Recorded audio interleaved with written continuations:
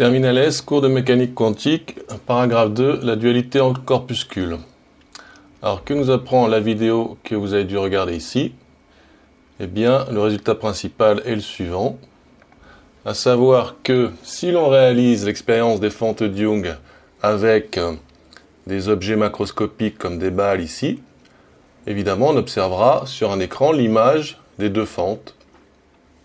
Donc, on s'attend à retrouver ce résultat si l'on réalise l'expérience avec des électrons, puisqu'a priori, les électrons sont des particules, des corpuscules, des corps matériels. Donc, c'est ce qui a été fait en 1960.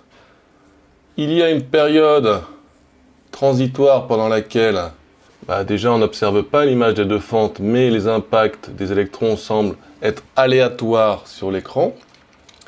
Et au bout d'un moment, on va voir se former une figure d'interférence.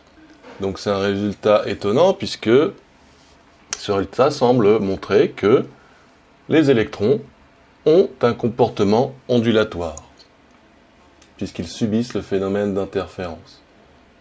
Eh bien, à partir de là, quelqu'un qui s'appelait Louis de Broglie, un Français, a établi une formule qui permet de calculer la longueur d'onde d'une telle particule, que ce soit un électron, un proton, un neutron, un atome, un ion, etc.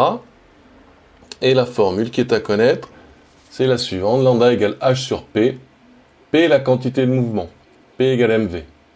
Donc cette formule est une formule scalaire, c'est-à-dire c'est pas un vecteur ici, on n'a que des nombres.